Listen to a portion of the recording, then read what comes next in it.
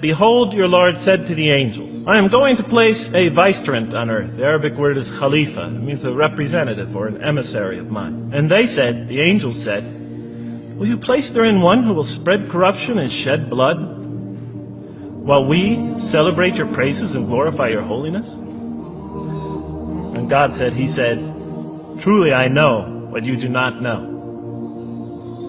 See, that's the verse that hooked me. That's the verse that caught my attention. That's the one that kept on making me read the story again and again and again. Because listen to the way it begins. Behold, your Lord said to the angels, I am going to place a representative of mine on earth, a vicegerent of mine, an emissary, one who acts on my behalf. I thought, that's not the way it goes. You're not supposed to be placing man on earth in some positive role. You place man on earth as a punishment for his sin. Clearly, I knew the author didn't quite get the point. But still, it was an amazing line. But then I come to the next line, and it says, and the angels say, will you place therein one who will spread corruption and shed blood, while we celebrate your praises and glorify you? I looked at it again. I couldn't believe the question. I looked at that and I said, exactly.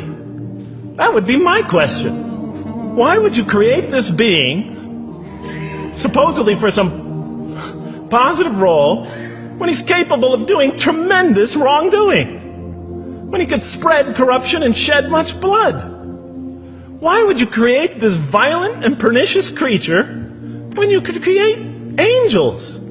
As the angels clearly say, well, we, the angels, celebrate your praises and glorify you. They're asking one of the most fundamental questions in the entire history of religion. Why create you, man, this utterly fallible creature, this creature who could rebel against God's will, who could do such tremendous wrongdoing, who could wreak havoc like no other creature on earth, when you can make them angels? That whole question, everything that I ever thought, everything that I ever experienced, everything that I ever knew was in that question. It was as if the author took my life and wanted to pick out exactly the right question to humiliate me, to provoke me, to anger me. Why create man, this most destructive and violent creature, when you can make them angels? And then look at the answer. And he said, God said, truly I know what you do not know. You know, in modern parlance, we would say, I know exactly what I'm doing. I read that and said, what? You know what you do not know? You know exactly what you're doing? Well, please inform me. Tell me what you're doing. You can't just get off that easy. You can't just tell me you know exactly what you're doing. Not after what I've been through. Not after you made me this way. And then I realized, of course, I was arguing with a God I didn't even believe in. And that would happen several times as I read through the Quran. And sometimes I would just get into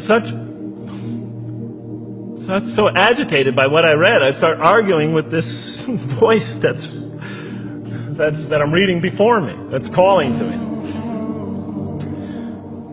So we turn to the next verse. It turns out that the Quran just doesn't dismiss the question, it starts to answer it a little bit. And in the next verse it says, and he taught Adam, God taught Adam, the names of all things. And then he placed them before the angels and said, tell me their names if you are right. So this verse is clearly referring to the previous one. But notice what it says. And he taught Adam the names of all things. So here we see Adam is not only just a creature who knows how to name things, who's acquiring the gift of language, but he's also a learning creature. God is teaching him. Now right here, right in this verse, and it'll come even clearer in the subsequent verses, that the very first thing that the Quran is going to emphasize here is man's intellect. He is a learning creature. He is taught. And what is he taught? What is one of the great intellectual gifts he's given in response to the angel's question? The gift of language. Because through language, mankind can not only learn, but he could learn things not only through his own experience, but he could learn things that other people have experienced of times and places that are hundreds, thousands of years and miles separated from him. And so that all our knowledge becomes cumulative. Every generation learning from the generation before it. I'm learning today from authors I read from other sides of the world that may have existed 2,000 years ago. And so we all contribute to our collective learning and knowledge. And so what I'll see later in the Quran, And the Quran will emphasize this again and again and again. Like in one verse it says, read in the name of your Lord who created a man out of a tiny creature that clings. Read, it commands the reader. For your Lord is most bountiful. Why is he most bountiful? What great gift did he give you? For he taught man the use of the pen, and through it taught him what he otherwise could not know. And he taught Adam the names of all things. And then he placed them before the angels and said, tell me their names if you are right. Okay, you have this objection you have this natural question about this creation of mankind. Here, this mankind is this human being, this human creature is a learning creature. He has many intellectual gifts. Here, I'm going to place these things before you. Tell me their names if you are right about man. And what did the angel say? Glory to you. We have no knowledge except what you have taught us. In truth, it is you who are knowing, the wise.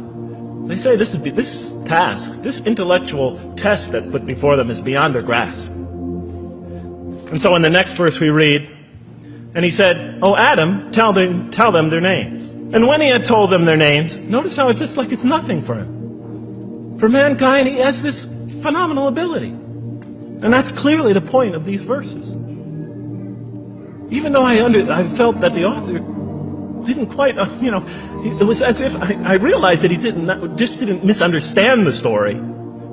He was taking one of the great stories in the history of humankind, one of the fundamental greatest stories in the history of mankind, and molding it and using it as a vehicle for an entirely original message. And God said, did I not tell you that I know what is unseen in the heavens and the earth? And I know what you reveal and what you conceal? In other words, didn't I tell you I know exactly what I'm doing? I looked at that. What question what did they reveal and what did they conceal? Why are you all looking at me like that? You're starting to scare me. You're all looking very serious. Am I losing you? Wow. Okay. So, they revealed the sinister and evil propensities of man.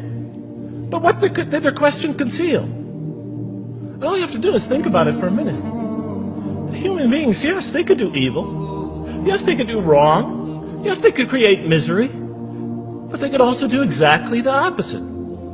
They could choose to do evil. They could choose to do tremendous good. They could choose to do tremendous violence. They could choose to show tremendous compassion. They could choose to live by falsehood. They could choose to live by the greatest truths.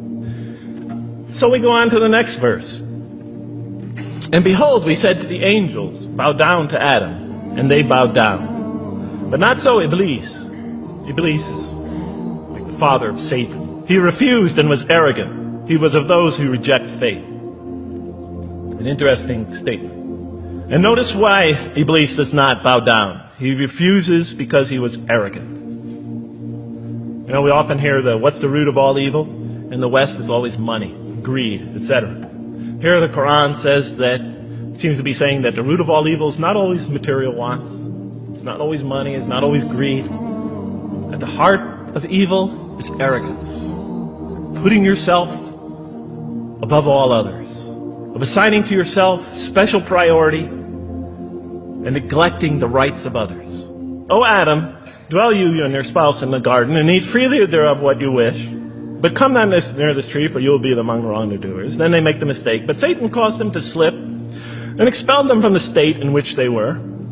And we said, go all you down, some of you being enemies of others, will be adversaries of others. Some of you will be adversaries of each other, and on earth will be your dwelling place and provision for a time. Let's go back from where we started. First, mankind is being taught. We see he's an intellectual being. Then we show he's a moral being. Moral being means he's a being that's going to have to make choices.